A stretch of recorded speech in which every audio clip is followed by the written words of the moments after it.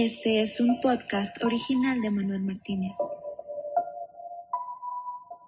¿Alguna vez te has preguntado qué pasaría si Shiva, el poderoso dios hindú de la destrucción y el renacimiento, se enfrentara cara a cara con los dioses de la mitología griega y cristiana? Hoy nos sumergimos en este campo de batalla esotérico, explorando el choque cósmico de poderes divinos y elementos místicos. Primero, conozcamos a nuestros contendientes. Shiva, conocido por su danza cósmica, el Tandava, simboliza el ciclo interminable de creación, preservación y destrucción.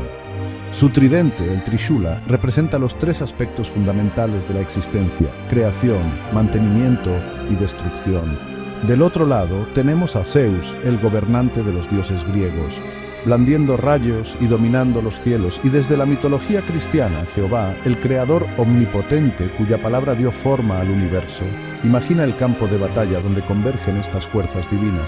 La energía cósmica de Shiva choca con el poder atronador de Zeus, mientras que la omnipotencia de Jehová busca imponer el orden divino. No es solo una batalla de fuerzas, sino un encuentro profundo de ideologías y principios cósmicos. Pero ¿qué pasa si agregamos otra capa? Entremos en el reino de la numerología. En el esoterismo, los números 11 y 22 tienen un poder significativo.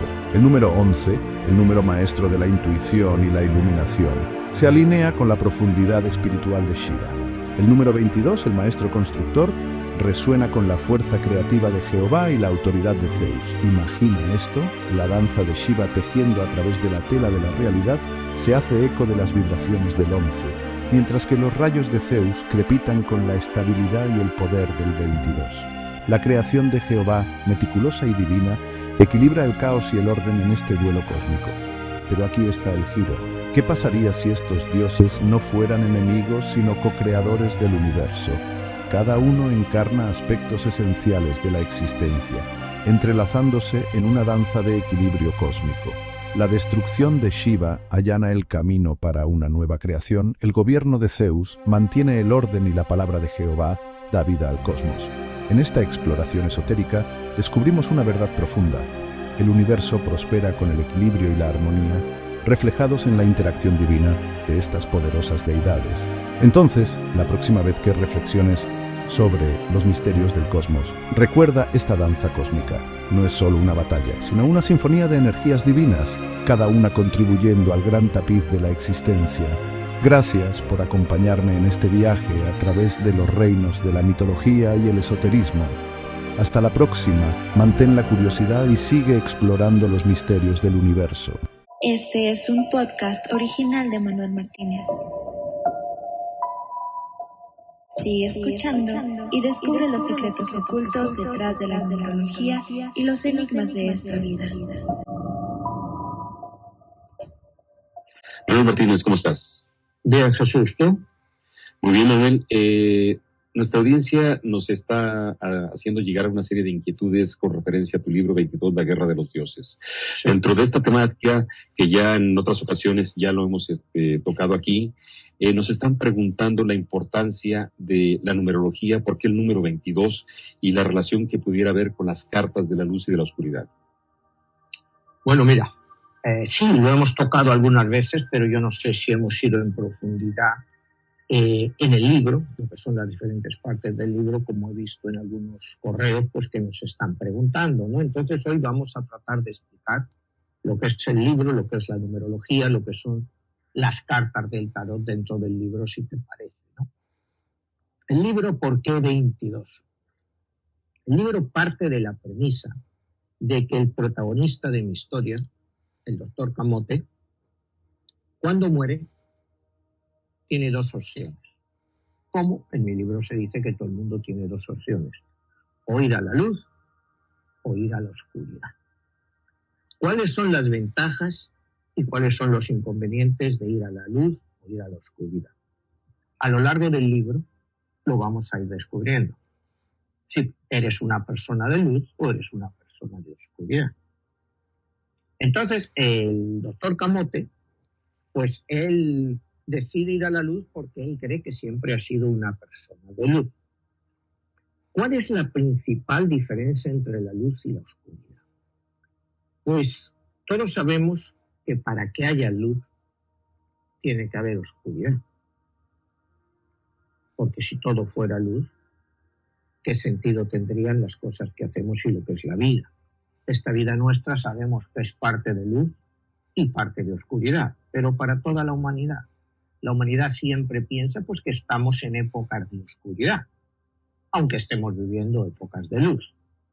Entonces, mi libro trata de explicar a través de una novela esas posibilidades. ¿Cuáles son, por las preguntas que nos hacen, las mayores diferencias entre ir a la luz o ir a la oscuridad? Como te digo, el doctor Camote al morir va a la luz. También podía haber escogido ir a la oscuridad. ¿Qué nos pasa a nosotros, a los sapiens, a los seres humanos, al morir, si vamos a la luz o a la oscuridad? Una cosa que mi libro deja claro, que es que una vez que tú escoges la oscuridad, nunca vuelves a la luz. Eso está muy claro. A ver, Manuel, ahí, ¿por qué sería ese caso? ¿Qué en esa decisión, qué estás decretando y determinando en tu característica como ser, como espíritu, para que tú digas, he elegido la oscuridad y más nunca habrá, ese sería el punto de no regreso? Mira, es que en mi libro la luz y la oscuridad son lo mismo, desde el punto de vista de qué es luz o qué es oscuridad. Una persona que es parte de la oscuridad no quiere decir que sea una persona mala, puede ser una persona muy buena. Lo que pasa es que es una persona que no acepta las limitaciones que te impone la luz. O sea, es una persona, para volver a términos que las personas que nos escuchan entiendan, la ley del karma. Hay quien cree en el karma y quien no cree en el karma. El karma es, bueno, pues lo que va bien. Tú tienes que pagar si has hecho actos malos, pues eventualmente te van a volver en la vida y vas a pagar por ello. Eso lo cree pues una persona que está dentro de la luz. Una persona que elige la oscuridad no tiene karma, rechaza el karma. El karma no le aplica. Según las teorías de mi libro, el karma ya no le aplica a esa persona. O sea, esa persona viene mucho más libre para hacer lo que crea conveniente que hacer. Puede estar bien a ojos suyos, puede estar mal a ojos de otro, pero necesariamente no es malo. Las personas de luz están mucho más influenciadas por ciertos comportamientos, cierta ética. Una persona de oscuridad puede respetar esos comportamientos y esa ética, pero no tiene por qué aceptarlo.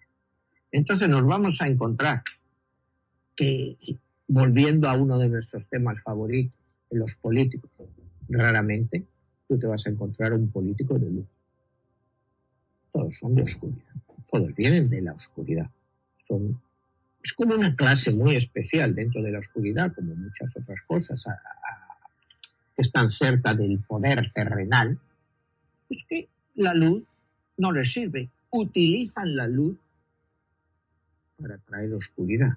Es uno de los temas favoritos en mi libro, utilizar la luz para traer oscuridad. Y te menciono casos pues, como las iglesias, las religiones, casos dramáticos como la Inquisición, que utilizaban la luz para traer una profunda oscuridad al mundo.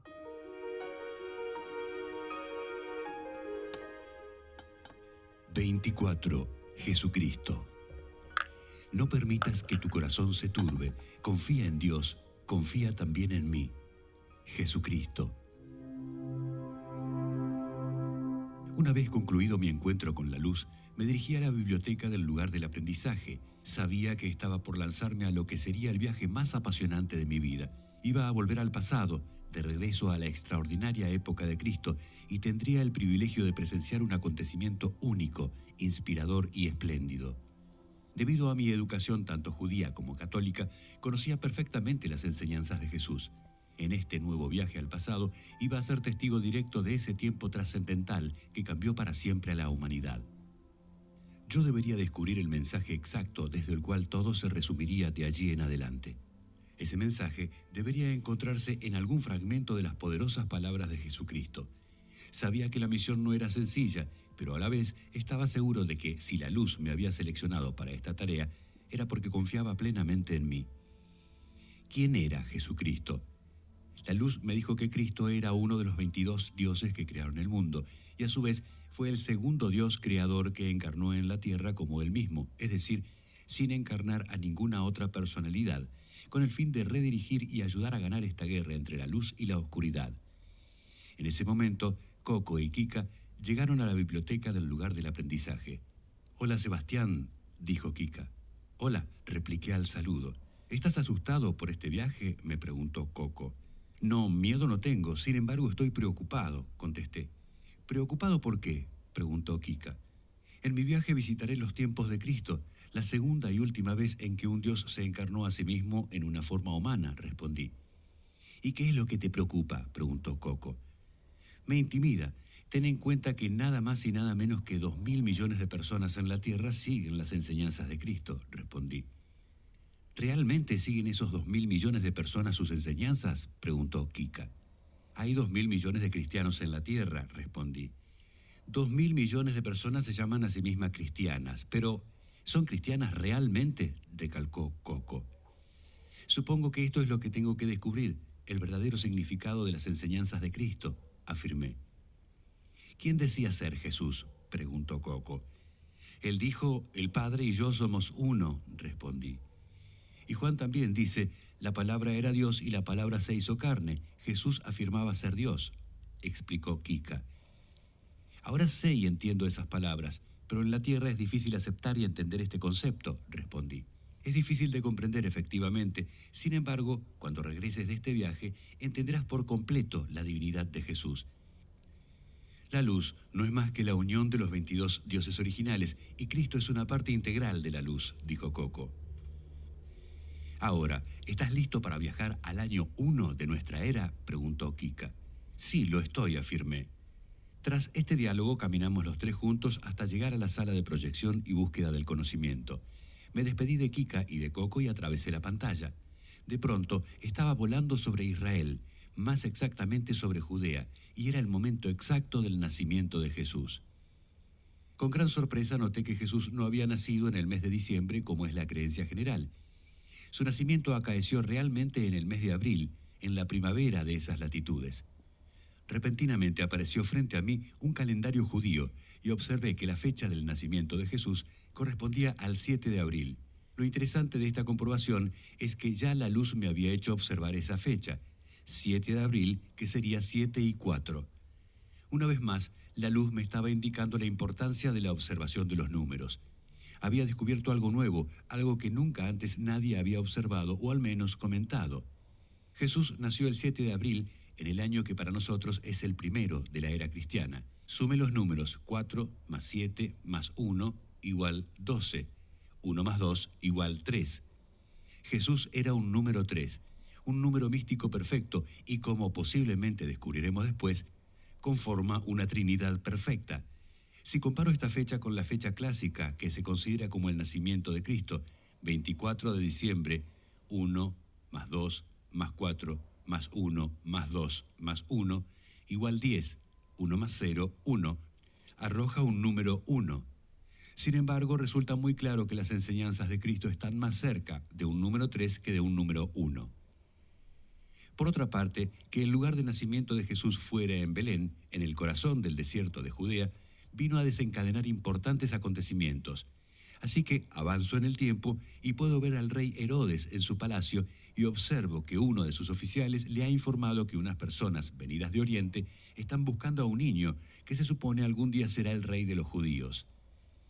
Herodes, visiblemente perturbado, se encuentra reunido con los principales sacerdotes y los escribas de su reino y les pregunta cuándo va a nacer el Cristo que ha sido profetizado. Los sacerdotes le responden que, según una profecía, el Cristo nacería en Belén de Judea. Herodes, furioso, ordena que todos los varones de 2 años de edad o menores, nacidos en Belén y sus alrededores, fueran inmediatamente aniquilados. Vuelvo a Belén y puedo notar que José, el padre de Jesús, tiene un extraño sueño. A su lado, el ángel Gabriel le está diciendo: levántate, toma al niño y a su madre y escapa a Egipto, y quédate allí hasta que se te diga que regreses, porque Herodes quiere encontrar al niño y deshacerse de él. Puedo ver a José al levantarse después de su sueño.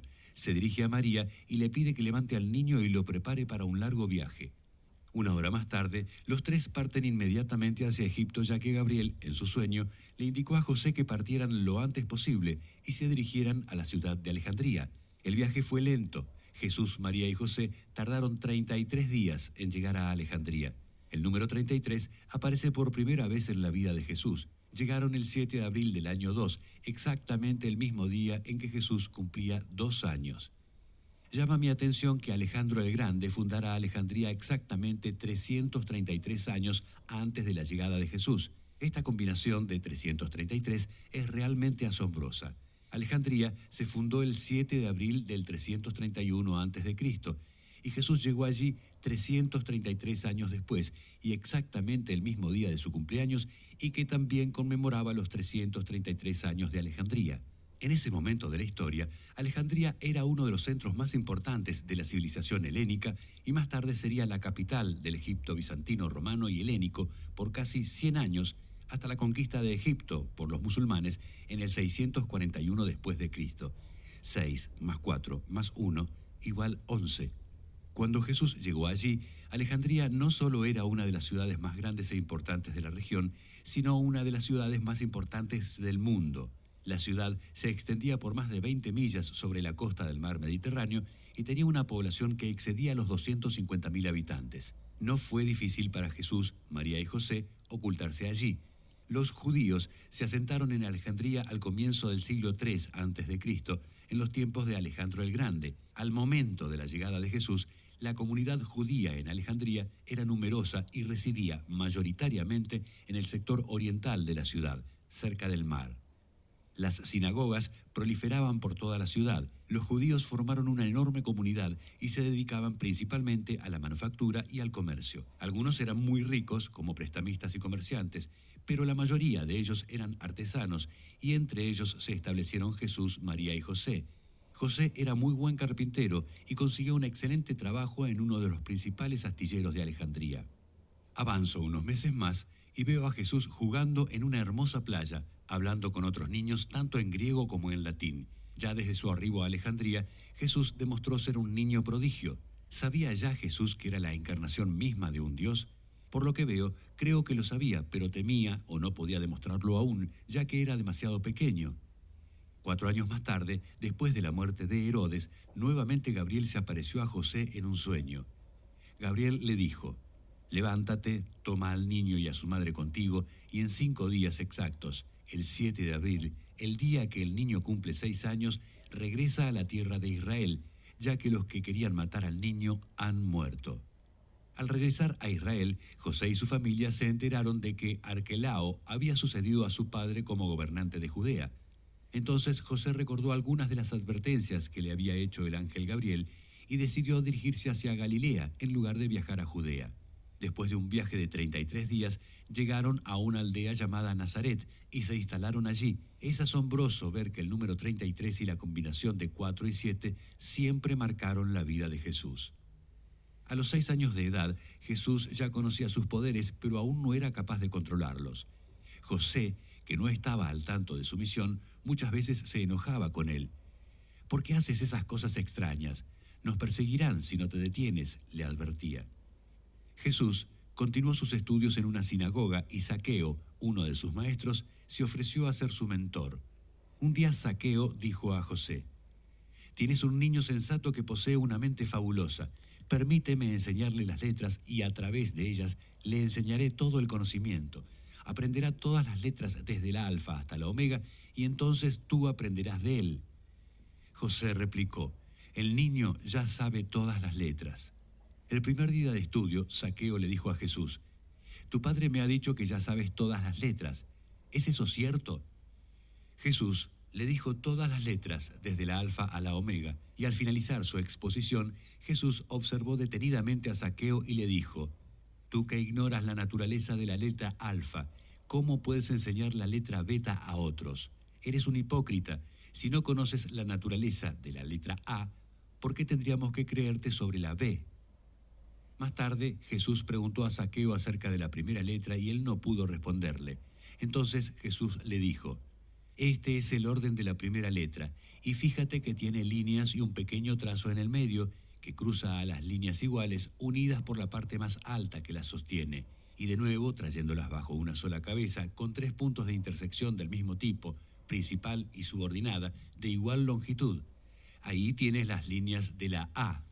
Cuando Zaqueo escuchó decir a Jesús las alegorías de la primera letra, dijo a todos los que estaban presentes: me he quedado sin palabras, avergonzándome a mí mismo al tratar de enseñar a este niño. No puedo descifrar de ninguna manera su significado. Este niño no pertenece a esta tierra. Este niño puede dominar hasta el fuego. Sin duda alguna, él fue creado antes de la creación del mundo. ¿Cuál es su grandeza, Dios o ángel? Si debiera decirlo, no lo sé. Zaqueo estaba en lo cierto. Jesús nació antes de la creación de este mundo y era Dios. Ahora me encuentro muy contento al evocar esta escena de la vida de Jesús. No mucha gente conoce los pormenores de la infancia de Jesús, que fue muy fructífera. Avanzando en el tiempo, encuentro a Jesús que ahora tiene 11 años y está hablando a unos niños pequeños. Niños, ustedes vienen de Dios y lo han conquistado, ya que el que está en ustedes es más grande que el que está en este mundo. Jesús continuó estudiando en la sinagoga y trabajando con su padre. 2 años más tarde, Jesús marchaba con sus padres a Jerusalén para celebrar allí la Pascua judía.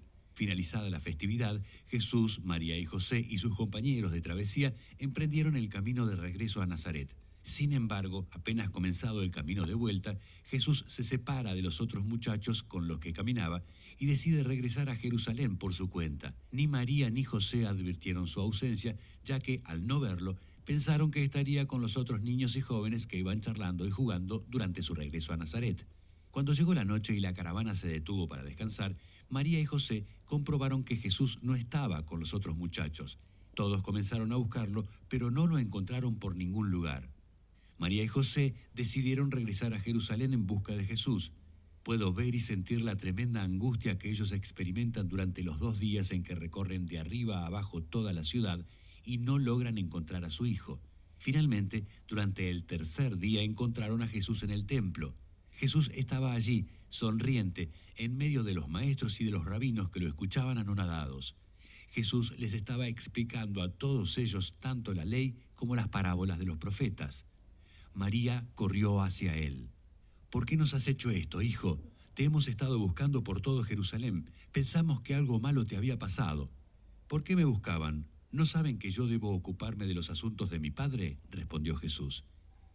Uno de los escribas se levantó y preguntó a María: ¿eres la madre de este joven? Sí, lo soy, respondió María.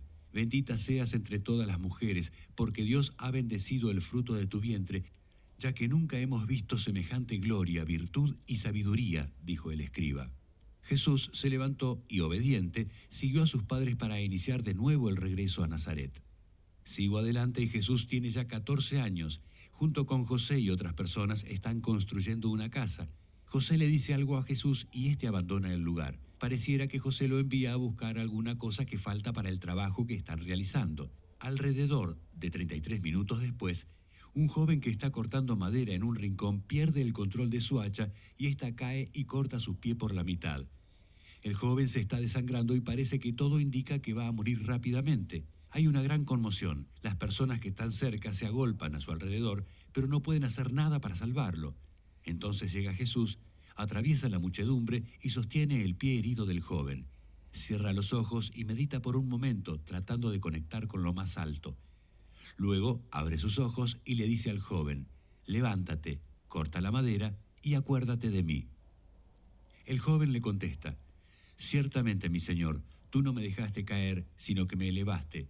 La muchedumbre, al ver lo que había pasado, exclamó: verdaderamente el Espíritu de Dios habita en este joven. Avanzo unos años más en la vida de Jesús y ahora veo que ya tiene 18 años y está hablando con un hombre de origen y apariencia hindú llamado Sedhu, un nombre santo. Sedhu había vivido muchos años en Atenas y hablaba fluidamente el griego al igual que Jesús. Ambos conversan sobre religión y comparan el hinduismo con el judaísmo. También les escucho hablar sobre Pitágoras y sobre Lord Krishna. Lord Krishna es la octava reencarnación de Lord Vishnu, dijo Sedhu. Cuéntame más, le pidió Jesús.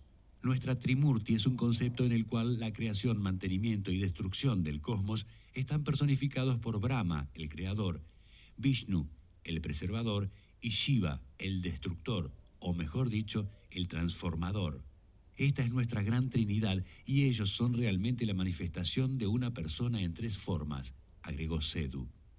Transcurrió un año durante el cual Jesús y Sedhu se reunían semanalmente, pero finalmente Sedhu tuvo que regresar a la India. Como obsequio de despedida, Sedhu le entregó a Jesús un manuscrito en griego del Bhagavad Gita. Recuerda, Jesús, yo enseño en la Universidad de Nalanda, en Bihar Sharif, dijo Sedhu. Esta frase de Sedhu me conmocionó, ya que yo no estaba al corriente de que existieran universidades en el siglo I. Por su parte, aunque Jesús deseaba viajar con Sedhu, sabía que no podía partir de su tierra antes de cumplir 22 años. ¿22? ¿Se trata de una referencia a la guerra de los dioses?, pensé. Jesús se convirtió en rabino a los 21 años. Según la tradición judía imperante en aquella época, a los 5 años de edad ya se estaba preparado para estudiar las Escrituras. A los 10 años de edad ya se estaba apto para el estudio de la Mishnah. A los 13 para el Bar Mitzvah. A los 15 para estudiar el Talmud. A los 18 para contraer matrimonio. Y a los 20 para dedicarse a una vocación. Jesús no podía pensar en matrimonio, ya que él era su propia encarnación de Dios, y lógicamente Dios no necesita estar casado en la tierra.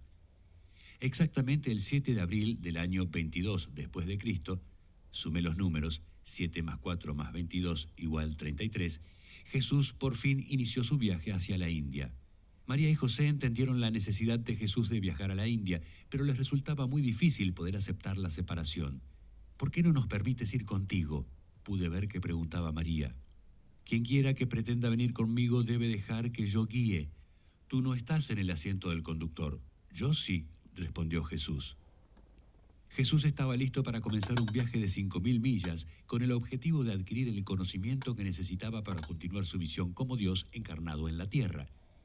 La travesía duró 333 días. Jesús atravesó lo que hoy son los territorios de Irak, Irán, Afganistán, Pakistán y llegó finalmente a la India. En primer lugar, llegó a Punjab, después a Haryana, de allí a Uttar Pradesh y finalmente arribó a Bihar. Desde Bihar viajó hasta Patna y desde Patna a Nalanda. Cuando llegó a Nalanda, Sedhu se alegró mucho al verlo, pero no se sorprendió. Mira, me pondré frente a la puerta y golpearé. Si alguien escucha mi voz y abre la puerta, entraré con él y comeré con él, y él conmigo, dijo Jesús. Todo aquel que se exalta a sí mismo será humillado, y todo aquel que se humilla será exaltado, respondió Sedhu. Leí el Bhagavad Gita. Por favor, cuéntame sobre Krishna, pidió Jesús. Como sabes, Krishna fue la octava encarnación del dios Vishnu, una de las deidades de nuestra Trinidad hindú, respondió Sedhu.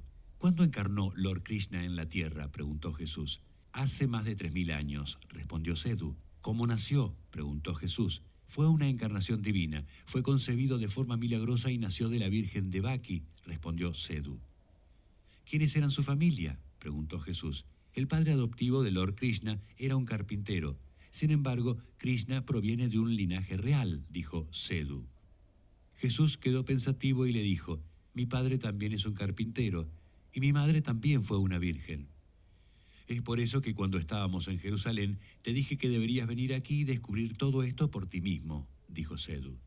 Transcurrió un año y Jesús seguía aprendiendo más y más sobre hinduismo. Me dijiste que Krishna fue perseguido por un gobernante tiránico que ordenó la masacre de miles de niños porque temía que ese niño divino algún día tomara el poder de su reino, dijo Jesús. Sí, eso es cierto, respondió Sedhu. Nosotros tuvimos que abandonar Judea cuando yo tenía 2 años, porque Herodes ordenó la matanza de todos los niños menores de 2 años, temiendo que yo fuera el Mesías profetizado, enfatizó Jesús. Tú podrías ser la reencarnación de Krishna, replicó Sedhu. En mi tierra, nosotros los judíos no creemos en la reencarnación, dijo Jesús. La reencarnación es uno de los conceptos más básicos de la creación, insistió Sedhu. ¿Por qué?, preguntó Jesús. ¿Cómo puede evolucionar un alma sin muchas reencarnaciones en la tierra? Una vida no es suficiente para evolucionar.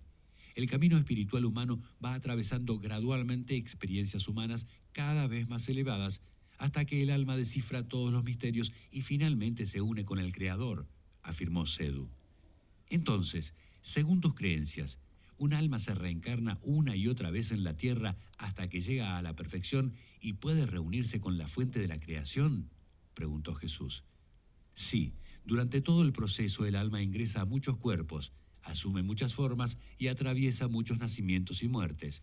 El Bhagavad Gita afirma, así como una persona se pone ropa nueva y desecha la vieja, asimismo el alma acepta nuevos cuerpos materiales, desechando los viejos e inservibles, explicó Sedou. La muerte brinda a las almas un alivio temporal del sufrimiento terrenal, dijo Jesús. Sí, pero al mismo tiempo, volver a nacer expone a las almas al riesgo de caer en mayores profundidades de tristeza y de sufrimiento, porque cada nacimiento le trae nuevos desafíos y posibilidades tanto buenas como malas, dijo Sedou. ¿Crees en muchos dioses?, preguntó Jesús. Sí, dado que existen múltiples cielos arriba y muchos infiernos también existen abajo. Los cielos están habitados por dioses, seres celestiales, almas inmortales y muchas almas liberadas que estuvieron en su momento unidas al mundo mortal, pero fueron elevadas por sus buenas acciones, le explicó Sedou. Sigo avanzando en el tiempo y ya han pasado 3 años desde que tuvo lugar este diálogo y Jesús continúa en la India aprendiendo acerca de la religión más antigua del mundo. ¿Qué me puedes decir de Buda?, preguntó Jesús en esta oportunidad. Buda nunca se manifestó acerca de Dios y tampoco creía en la existencia de un alma eterna, dijo Sedou. Tenía la impresión de que Buda creía en la reencarnación, dijo Jesús. Creía en el renacimiento y para él lo que encarna de nacimiento a nacimiento es solo un cuerpo sutil, el vestigio de un ser en una forma de creación temporaria que surge del residuo de un individuo y le imprime una personalidad o carácter siempre cambiante, dijo Sedou. ¿Este renacimiento es eterno?, preguntó Jesús. No, este concepto de creación temporal se mueve de un nacimiento a otro hasta que todo cambio y transformación llega a su final por la virtud de vivir en el camino adecuado y a través de la práctica continua del Dharma, dijo Sedou. Pasaron otros 2 años y Jesús ya tenía 28 años de edad. Deberé volver pronto a mi tierra para continuar con mi misión, dijo Jesús. Cuéntame más sobre tu reino, pidió Sedou. Mi reino no es de este mundo. Si lo fuera, mis seguidores pelearían a muerte para que yo no fuera arrestado y después crucificado. Pero ahora mi reino no está aquí, respondió Jesús. No me quedaba ninguna duda de que Jesús conocía su futuro, así como la suerte y el destino que le esperaba.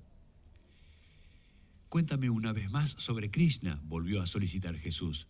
Soy el principio, el medio y el final de la creación, dijo Sedou. ¿Krishna era realmente un dios?, preguntó Jesús. Sí, como ya te conté en otro momento, Krishna era la encarnación del dios Vishnu y apareció en la tierra con la totalidad de su poder y de su gloria, respondió Sedou. Como ya te he dicho en varias ocasiones, veo muchas similitudes entre tú y él, continuó Sedou. Lo sé, ya que lo hemos discutido en numerosas ocasiones, dijo Jesús. Krishna usaba parábolas para enseñarle a las personas acerca de la caridad y el amor. Tú me has contado muchas de tus parábolas, las mismas que usarás en tus enseñanzas cuando regreses a Israel. Krishna hacía milagros tales como resucitar a los muertos, y tú has hecho los mismos milagros. Tú sabes quién eres la segunda persona de la Trinidad que vas a predicar. Krishna también es la segunda persona de nuestra Trinidad hindú, dijo Sedou. Krishna era el Redentor, el Liberador, pero ¿quién soy yo?, preguntó Jesús. Tú también eres un Redentor y un Liberador. Recuerda que Krishna sostenía el cosmos entero con cada fragmento de su ser. Predicaba, yo soy la muerte que supera todo y la fuente de todos los seres por nacer, recalcó Sedou. ¿Qué destino puedo yo esperar?, preguntó Jesús. El mismo destino que Krishna. Krishna cayó muerto por la flecha de un cazador, pero regresó a la vida. Jesús, tú también morirás y asimismo más tarde volverás a la vida, dijo Sedou. El 7 de abril del año 28, sume la fecha, 7 más 4 más 2 más 8 igual 21, 2 más 1 igual 3, otra vez resulta un número 3, Jesús comenzó su viaje de regreso a Israel. He estado en peligro en las aguas de los ríos, en peligro a causa de ladrones, en peligro en las ciudades, en peligro en el desierto, en peligro en el mar. A menudo he tenido que permanecer vigilante, con hambre y con sed, con frío y desnudez. Jesús conocía todos esos peligros. Los había experimentado al viajar a la India y los experimentaría otra vez durante el viaje de regreso a Israel. El viaje de regreso de Jesús a Jerusalén se extendió, ya que pasó tiempo con las tribus y los pueblos que halló en su camino de regreso. Fue un largo camino y Jesús estaba cansado. ¿Estás cansado, extenuado, agotado por la religión? Ven a mí, ven conmigo y recuperarás tu vida. Te mostraré cómo descansar de verdad. Camina conmigo y trabaja conmigo. Mira cómo lo hago. Aprende los ritmos voluntarios de la gracia. No te cargaré con nada pesado o que no te guste o sirva. Acompáñame y aprenderás a vivir libre y livianamente. Jesús llegó nuevamente a Israel el 7 de abril del año 29. Sumé los números. 7 más 4 igual 11. 2 más 9 igual 11. 11 más 11 igual 22. Jesús ya estaba listo para involucrarse definitivamente en la guerra de los dioses. De inmediato se dirigió a Nazaret y una vez allí, cuando María lo vio, corrió hacia él. Jesús preguntó por José, ¿dónde está mi padre? Murió hace 3 años, respondió María. José fue un hombre bueno y sensato, y ahora lo encomendaré a mi padre, dijo Jesús. Jesús escuchó acerca de Juan el Bautista y su mensaje. Arrepiéntanse, ya que el reino de los cielos está cerca. Preparen la senda para el Señor, hagan recto su camino. Mucha gente de todas las comunidades de Israel iba a su encuentro y Juan los bautizaba en el río Jordán. Yo los bautizo con agua para que se arrepientan, pero es quien viene después de mí, a quien yo no soy digno de desatar la correa de su sandalia, quien los bautizará con el Espíritu Santo y con fuego. Unas semanas más tarde, llegó Jesús desde Galilea al río Jordán para que Juan lo bautizara. «Yo soy el que necesita ser bautizado por ti, y tú vienes a mí», exclamó Juan. «Hazlo así ahora, porque al cumplir con esto, cumpliremos con todo lo que se nos demanda con rectitud». Dicho esto, las palabras de Sedhu vinieron a la mente de Jesús. Krishna fue bautizado en el río Ganges. Jesús necesitaba comprender realmente todo lo que le estaba ocurriendo, por lo que decidió estar solo e ir al desierto a meditar. Sedhu y otros hombres santos habían instruido a Jesús en el ayuno como una forma de limpieza y purificación. Sus maestros en la India utilizaban el ayuno como un medio para dominar la mente y para desarrollar el control sobre el impulso instintivo básico de alimentarse. De esta forma podían lograr el autocontrol. Durante este periodo de soledad y meditación, la oscuridad trató de convencerlo de que no continuara con su misión, pero finalmente Jesús comprendió quién era. «Yo soy el camino, la verdad y la vida. Nadie llega al Padre sino a través de mí». La misión de Jesús se revela definitivamente en este exacto momento de su vida, cuando tenía 30 años y 3 meses. 3 más 0 igual 3, y 3 igual 33. El Padre ha enviado al Hijo para ser el Salvador del mundo, porque Él dio a su Hijo unigénito para que quien crea en Él no muera y tenga vida eterna. Porque he venido del cielo no para hacer mi voluntad, sino la voluntad de quien me envió. Al enterarse de que Juan el Bautista había sido arrestado, Jesús se retiró a Galilea. Mientras estaba caminando a la orilla del lago de Galilea, vio a 2 pescadores, los hermanos Simón, Pedro y Andrés. Jesús les dijo: «Venid conmigo y yo os haré pescadores de hombres». Unos días más tarde, otros 2 hermanos se unieron a Jesús y también se convirtieron en discípulos suyos, Santiago y Juan. Avanzo unos meses más y puedo ver a Jesús viajando a través de Galilea y enseñando en algunas de sus sinagogas. Adopten la vida de Dios, abrácenla verdaderamente y nada será demasiado para ustedes, porque estarán bendecidos cuando estén llegando al final de sus fuerzas. Con unos pocos de ustedes hay igualmente más de Dios y su ley. La fama de Jesús se fue propagando poco a poco por todo Israel y también llegó hasta Siria. Las personas con diversas enfermedades, posesiones demoníacas, epilepsia, parálisis y otros males eran llevadas ante él y la mayoría fueron curadas. Den a todo aquel que les pida y no reclamen a aquel que pide sus bienes prestados. Traten a los demás como quieran que los demás los traten a ustedes.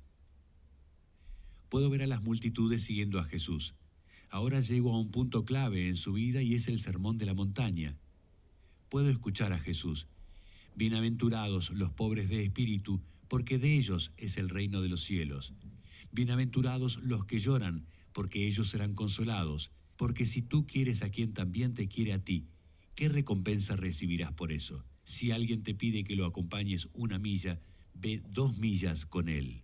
Los romanos usaban como medida de longitud para largas distancias los milia passus o 1000 pasos, que según algunos historiadores se ha convertido con el tiempo en la milla moderna. No guarden tesoros para ustedes en la tierra, amontonen tesoros en el cielo.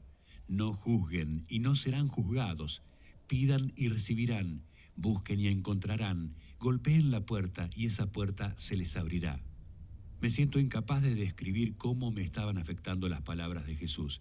Esas palabras quedaron grabadas en mi mente.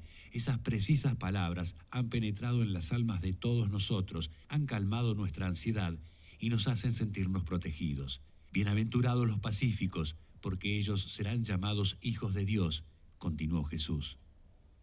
¿Qué era lo que la luz quería que yo entendiese tras presenciar este sermón? ¿Acaso el significado de la paz verdadera y la forma de evitar la guerra era aprender a alejarnos de la destrucción?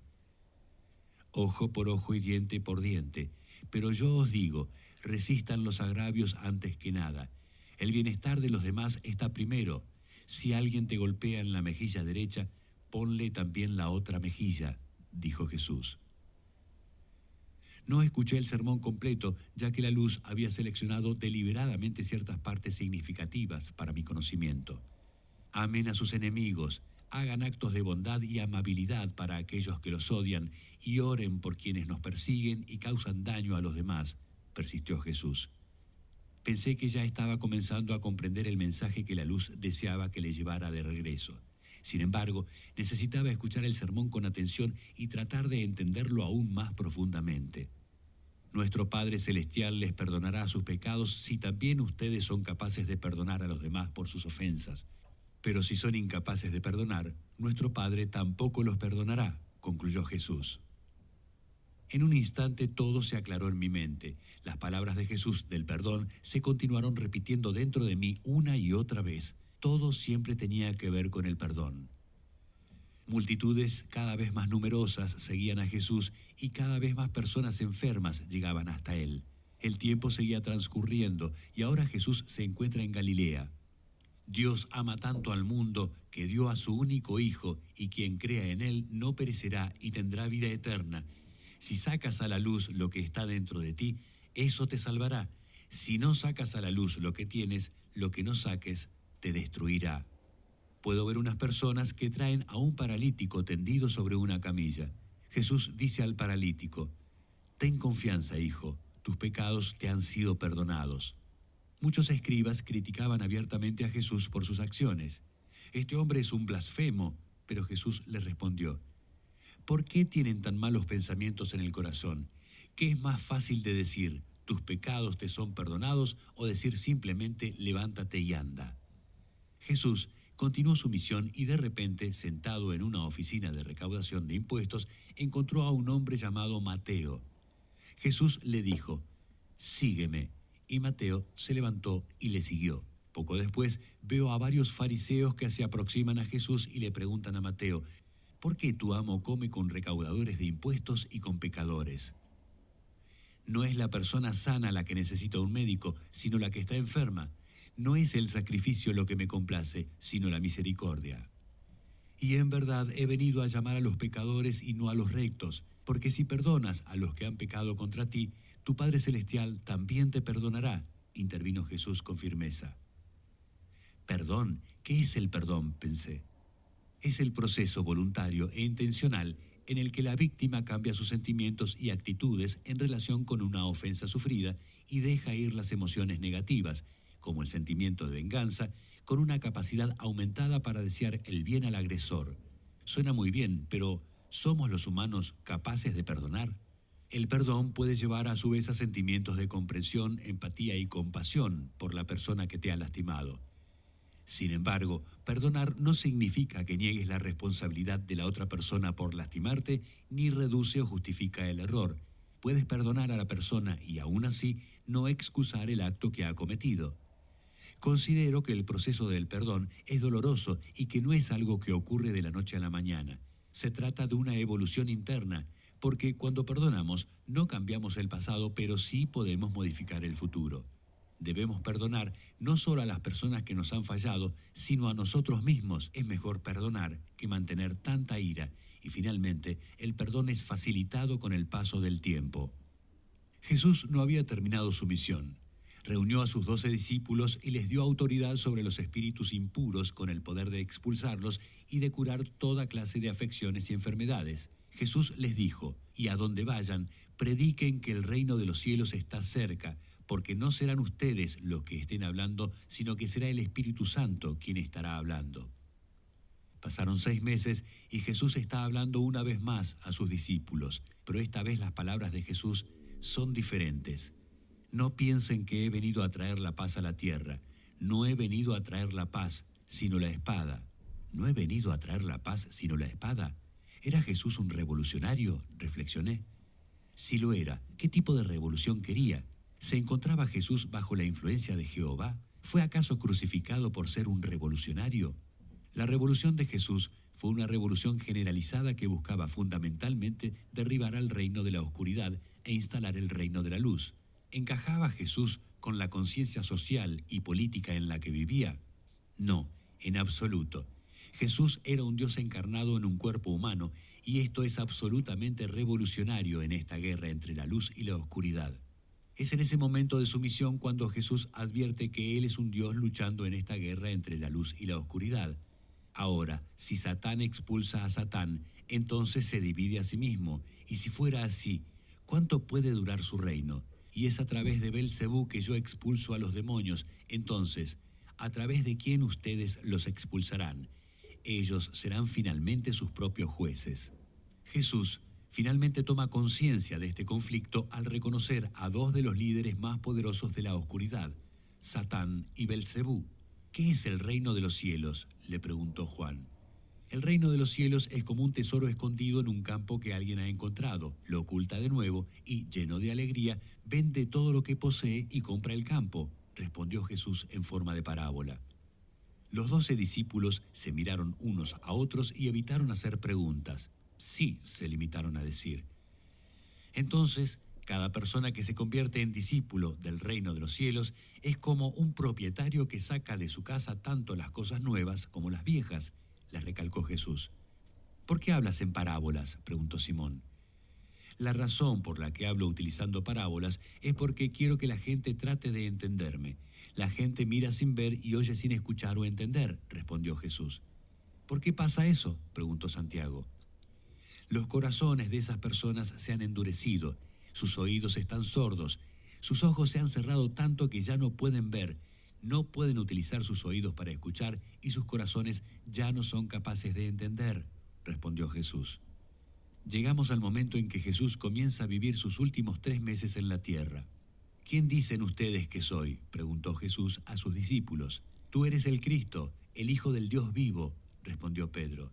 Bienaventurado eres tú, porque ninguna voluntad humana te lo ha revelado, sino mi Padre que está en el cielo. Y yo a su vez te digo que tú eres Pedro, y sobre esta piedra edificaré mi iglesia, y las puertas del infierno no prevalecerán contra ella, proclamó Jesús. En este mismo instante es cuando Jesús revela a sus discípulos que su destino final los llevará a Jerusalén y que allí padecerá grandes sufrimientos.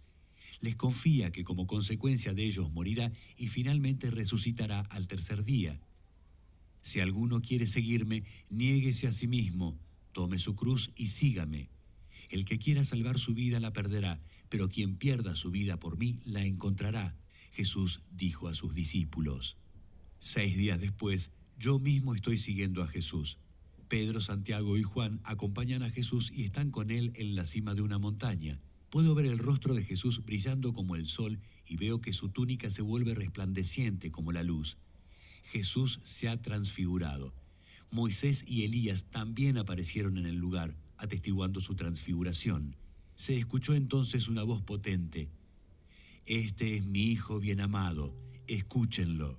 Jesús y sus discípulos partieron de Galilea e ingresaron otra vez en el territorio de Judea. Cuando llegaron a Jericó, los seguían grandes multitudes. La muchedumbre gritaba: «Señor, ten piedad de nosotros, Hijo de David». Después de unos días de viaje, Jesús y sus discípulos llegaron a Jerusalén.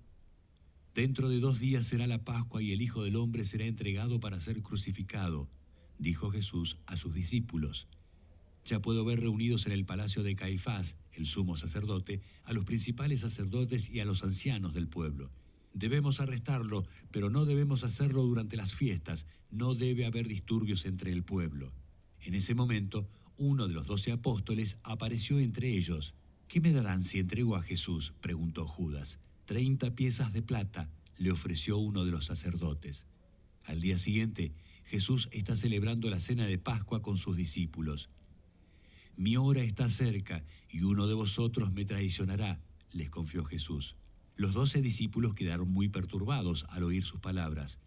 «Esta noche todos me abandonaréis, pero después de mi resurrección iré y me presentaré delante de todos vosotros», continuó Jesús. Al finalizar la cena, Jesús y sus 12 discípulos se dirigieron hacia un jardín llamado Getsemaní. «Espérenme aquí y velen conmigo», les indicó Jesús, y se retiró solo un poco más hacia adelante para rezar. «Padre, si es posible, aparta de mí este cáliz, pero que no se haga mi voluntad, sino la tuya», concluyó al rezar a su ser más elevado. De pronto apareció Judas con una turba armada con espadas y palos. «Amigo, haz lo que has venido a hacer», dijo Jesús a Judas. Judas se acercó a Jesús y le dijo: «Salve, maestro», y lo besó. Algunos de los hombres que llegaron con Judas se acercaron y arrestaron a Jesús, quien a continuación fue conducido a la casa de Caifás, el sumo sacerdote. «Te pido bajo juramento de nuestro amado Dios que nos digas si eres tú el Mesías, el Hijo de Dios», preguntó Caifás a Jesús. «Tú lo has dicho, pero déjame decirte que desde ahora veréis al Hijo del Hombre sentado a la derecha del Padre, ejerciendo todo su poder», respondió Jesús. «Has blasfemado y mereces morir», replicó Caifás. Los hombres que estaban en el salón escupieron a Jesús en el rostro y le propinaron infinidad de puñetazos. A la mañana siguiente, Jesús fue llevado ante la presencia del gobernador romano, Poncio Pilatos. «Crucifícalo», dijeron los ancianos. «¿Eres tú el rey de los judíos?», le preguntó Pilatos a Jesús. «Eres tú quien lo dice», respondió Jesús. Pilatos ordenó que azotaran a Jesús y que después lo crucificaran. Jesús fue crucificado a las 9:11 de la mañana y murió en la cruz a las 3:33 de la tarde. En ese momento me di cuenta de que mi viaje estaba llegando a su fin, pero antes pude ver la imagen del martirio de Jesús en la cruz. Su sufrimiento era conmovedor. Sin embargo, aún en su dolor, Jesús se mantenía compasivo. Parte del impactante legado que dejó ha quedado imborrable en mi mente. Pude observar sus últimos momentos y escuché su última frase: «Padre, perdónalos, porque no saben lo que hacen». Fue lo último que vi y lo último que oí de los labios de Jesús. Ahora estaba muy claro para mí lo que Jesús había querido enseñarnos. Era el perdón. Aún en los últimos momentos, antes de morir, sus pensamientos finales estuvieron dedicados a perdonar. Sí, efectivamente el perdón fue el mensaje fundamental de Cristo. A lo largo de mi vida yo había escuchado en muchas ocasiones esta frase: «La verdad os hará libres». Pero en realidad, la verdad no puede liberarnos, porque no existe una única y absoluta verdad. La verdad siempre está determinada por nuestros propios pensamientos y por nuestras propias acciones, y llega a nosotros a través de nuestro camino por la vida o la adquirimos a través de la educación que recibimos. En ese momento pude comprender que el perdón es la fuente más poderosa de vivir que existe. Ese mismo perdón es el que nos hace libres. Esto es lo que Cristo sabía y llegó a comprender tanto en su vida como en su muerte. Cuando Jesús dijo: «La verdad los hará libres», esa verdad no era realmente lo que Él quería que nosotros descubriéramos. El acto de perdonar es la única verdad que existe dentro de nosotros cuando nos perdonamos unos a otros. Cristo perdonó a todos aquellos que de una forma u otra participaron en su muerte. Para Cristo, ni los judíos ni los romanos eran culpables, porque Él nunca culpó a ninguno. Cristo perdonó a todos y por ese perdón también perdonó a cada uno de nosotros y finalmente, a través de su perdón, nos liberó. Perdonó a sus enemigos, a los que lo odiaban y a los que lo mataron. Nos perdonó a todos y por hacerlo nos enseñó que el perdón es el camino que nos lleva a nuestra propia salvación. No solo debemos perdonar a los demás, sino que debemos perdonarnos a nosotros mismos. Esa es la única forma en la cual podemos llegar a ser verdaderamente libres. A través del perdón podremos ver de nuevo que la vida continúa, evoluciona y se desarrolla alrededor nuestro. El perdón nos hace resucitar a una nueva vida. Ese es el mensaje fundamental en la resurrección de Cristo, porque la resurrección no es otra cosa que el perdón. Es saber perdonar a los otros y también a nosotros mismos. Una vez más, apareció ante mí un calendario romano con la fecha y hora exacta de ese momento. El 7 de abril. Una vez más, al ver el 7 de abril o 7-4, repentinamente comprendí todo. Comencé a recordar mis estudios de la Cábala y comencé a entender el extraordinario mensaje y la vida excepcional de aquellos que nacen y mueren exactamente en el mismo día. Jesús nació el 7 de abril del año 1 después de Cristo. Esto es, 7 más 4 más 1 igual 12. 1 más 2 igual 3. Fue crucificado el 7 de abril del año 34 después de Cristo. O sea, 1 más 0 más 4 más 3 más 4 igual 12.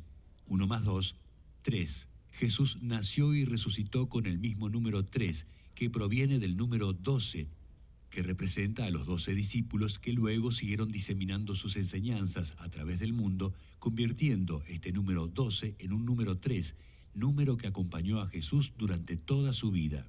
Lentamente regresé al lugar del aprendizaje donde la Luz, Kika y Coco me esperaban. ¿Cómo ha sido tu viaje?, preguntó la Luz. Es difícil de explicar con palabras, respondí. Un Dios se encarnó a sí mismo. Esta es solo la segunda vez que hemos usado un Dios encarnado en sí mismo en esta guerra entre la luz y la oscuridad, señaló la Luz. Lo sé, ya que me lo has explicado anteriormente, dije. ¿Cuál es la carta de Jesús que me traes?, preguntó la Luz. Jesús era una carta número 19, la carta del sol, repliqué. Explícate, por favor, pidió la Luz. El sol en la carta 19 representa el optimismo y la plenitud como la fuente de toda la vida en la tierra. El sol en sí mismo representa esa fuente de vida. Cuando sigues al sol, todo va en la dirección correcta. El sol no es una ilusión. Representa el éxito, el brillo y la abundancia. El niño ilustrado en la carta está desnudo, no tiene nada que ocultar. El niño cabalga en un caballo blanco que representa la pureza de espíritu. Bienaventurados los que tienen un corazón puro, porque ellos verán a Dios. La carta del sol representa iluminación, entendimiento, encontrar sentido en el caos y revelación de la verdad. Esto es exactamente lo que hizo Jesús. Sálvanos, Señor, que perecemos. Y Jesús se levantó y regañó al viento y al oleaje, y estos se detuvieron y volvió la calma. La carta del sol ayuda a la persona a experimentar la grandeza y a lograr protagonismo al dar un ejemplo destacado como hizo Jesús. Hermanos, sed mis imitadores y mirad a los que así anduvieren para que sean tenidos por ejemplo. En la carta se ilustra al niño portando un estandarte naranja en su mano izquierda, donde muestra que el control ha pasado del consciente al inconsciente. Los girasoles dibujados en el fondo de la carta 19 representan la vida y la fructificación del espíritu bajo la nutrición del sol. Yo soy el pan de vida, el que a mí viene nunca tendrá hambre, y el que en mí cree no tendrá sed jamás. El sol también representa la sinceridad, la conclusión de decisiones y la posesión de una fe absoluta. En un mundo mejor representa la fe de saber que el perdón reemplazará al odio. Por lo tanto, el sol representa la fuerza que abre diferentes caminos y a su vez nos lleva a lograr todos nuestros deseos. Analizando más profundamente esta carta, veremos que habla de sentimientos, de buscar la liberación y llegar a la verdad a través de uno mismo. Porque no hay ningún secreto que no llegue a descubrirse, ni nada escondido que no llegue a saberse. Por tanto, todo lo que vosotros habéis dicho en la oscuridad, se oirá a la luz del día. El sol otorga energía y fortaleza, e indica que, sin importar dónde vayas o lo que hagas, Tu energía más elevada te seguirá para honrar tu verdadero ser. Es tu luz interior que está lista para despertar, debido a que lo que hasta ahora estaba confuso, ahora mismo ya se ha vuelto claro y cada cosa está ahora en su lugar. Cada mañana es un nuevo comienzo, aun si hemos vivido la noche más oscura y desesperada, porque el sol se yergue sobre el horizonte para que despertemos. Por lo tanto, manténganse despiertos, ya que no saben qué día vendrá su Señor. Así como el girasol dibujado en la carta gira hacia la luz del sol, así la humanidad se vuelve hacia la luz de la verdad a través del mensaje de Jesús. En la carta aparece dibujada una pared que representa una contención, una separación o simplemente una abstención que nos impide experimentar el flujo natural de las cosas. Este muro nos recuerda que si nos aislamos de la energía vivificadora del sol, estaremos imposibilitados de recibirla. Nunca debemos construir paredes contra la luz de los dioses. Siempre existe una oportunidad para derribar los muros que hemos construido alrededor de nuestros corazones. Pero la semilla germina en el suelo fértil. Esos son los que han oído la palabra en un corazón bueno y honesto, la plantaron y cosecharon frutos con su perseverancia. El estandarte naranja ilustrado en la carta es una bandera que nos anuncia un gran cambio. Algo ha cambiado y la bandera hace consciente al mundo de este cambio. Un nuevo día está despuntando, representado por Jesús. Del mismo modo, hagan brillar su luz delante de todos, para que ellos puedan ver vuestras buenas obras y alaben al Padre que está en el cielo. La carta del sol también representa abundancia, alegría, productividad y éxito. El sol representa el logro personal y nos indica que también se pueden alcanzar los objetivos personales. Jesús representa la carta número 19, el sol, con el potencial de cambiar la vida de todos cuando predica diciendo: en verdad os digo que es difícil que un rico entre en el reino de los cielos. Y otra vez os digo que es más fácil que un camello entre por el ojo de una aguja que un rico entre en el reino de los cielos. El sol combina el embellecimiento con un cimiento fuerte para proveer felicidad y exuberancia en nuestras vidas. Nos da el amor de la vida para ayudarnos a construir sobre esta base fuerte y es como el Padre Cósmico que representa amor fraterno y perdón, pero a su vez acompañado por poder, autoridad, victoria, realeza y todos los dioses celestiales. El sol es el centro de la Vía Láctea y es el símbolo del trono del Padre. Según las revelaciones, Jesús está sentado en el trono del Padre y en relación con Jesús, el sol representa el Espíritu Santo. El sol posee una masa que es 333 veces la masa de la Tierra. El número 333 aparece de nuevo. El número 3 significa Dios o verdad. Jesús nació como número 3 y asimismo resucitó como número 3. Finalmente, el sol se abre al perdón, pero ¿acaso el perdón es una elección consciente o un estado emocional? El perdón es una elección que hacemos a través de una decisión interna de nuestra voluntad. Jesús dijo: pero yo les digo, amen a sus enemigos y recen por quienes los persiguen, para que puedan ser los hijos de su Padre, el cual está en el cielo.